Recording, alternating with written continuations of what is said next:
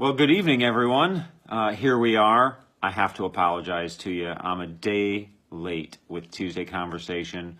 My schedule has been really busy, and I'll apologize. We'll get back on track next week, let me tell you. Anyway, Jay Stittleburg here. Tuesday Conversation. I guess it's Wednesday Conversation this week, but that's okay. Like I said, we'll get back on track. But look, here we are. 69 days till Election Day. We have 54 days until early voting starts, October 22nd. And by the way, everyone should early vote because something can always come up. So go to the polls when they open on October 22nd and get it out of the way. And then you have all that time to go get all your friends to go to the polls and vote. So it's perfect. Anyway, we had a great week this week, and we had the open floor debate on Thursday evening at the Shenandoah Municipal Complex.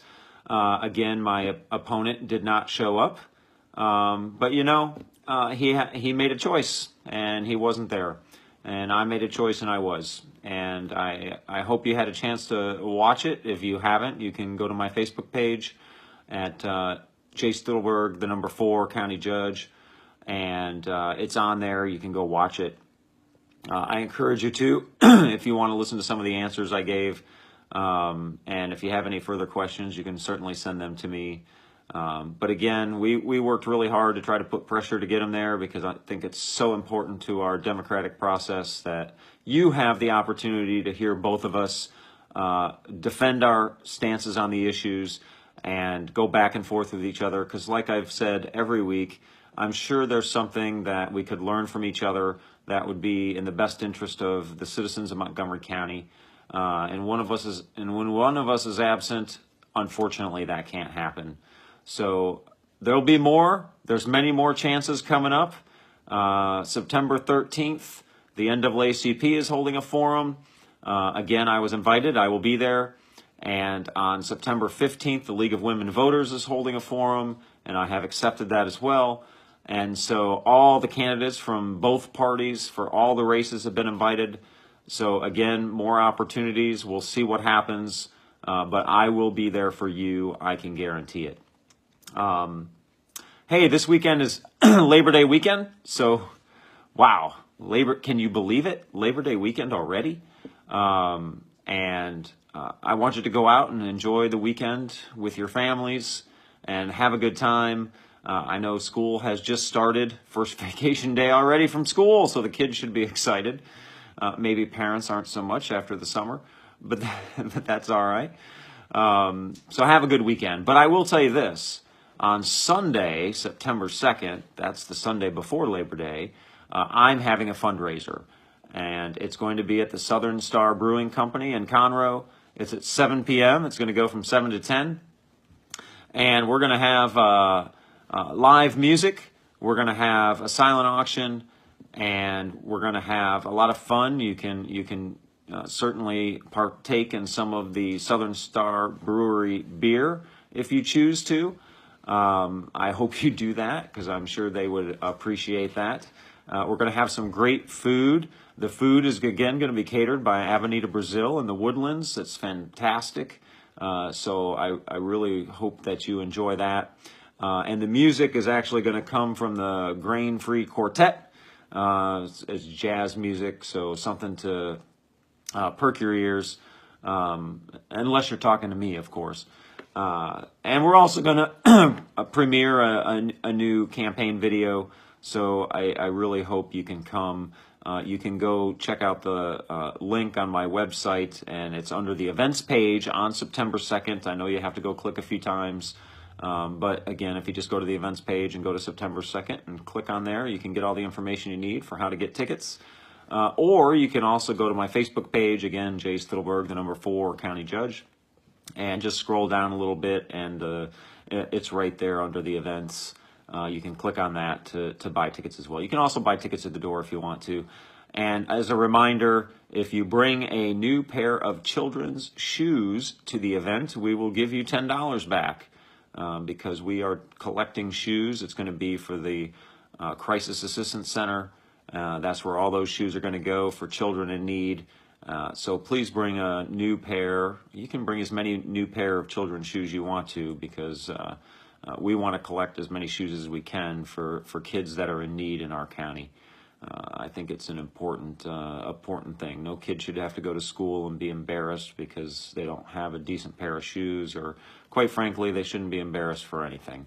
We're all dealt cards in life, and we have to deal with that, and we as a community can help them. And quite frankly, the confidence that can build in a young child can go a long way as they get older. So anyway, bring a pair of shoes. Bring 10 pairs of shoes, because we're giving them all to the Crisis Assistance Center so they can help those great kids of our county. So again, we have a good week coming up ahead. We have another busy week and a busy schedule. Obviously, it's going to be nice because we are going to keep it a little light on Labor Day, because I would like to take a little time with my family as well. But it's going to be a great week, more great events coming up, and I'm really, really excited and geared up for this run to Election Day. And I hope you're with me. Go to my campaign, go to my website and go to the Join Us page and get on my email list. We send out an email at the beginning of every week with all the events I'm doing that week to keep you informed. So come on out and join and have a lot of fun with us, because we're certainly having a lot of fun in this campaign. And the more people that join us, the more fun we're having. And I'm going to end this evening on a note that I think is really important. We lost a great American this week in Senator John McCain. He is somebody that I hope that we can all take a step back and reflect on his life and how he led it. And given the current status of our politics, especially in Montgomery County, we see it on the national level, but we really do see it in Montgomery County as well. And I can only offer this. Like I said, I really hope we can take a step back and reflect on the life of this great American hero and dedicated public servant. And perhaps we can even take a little bit out of his playbook.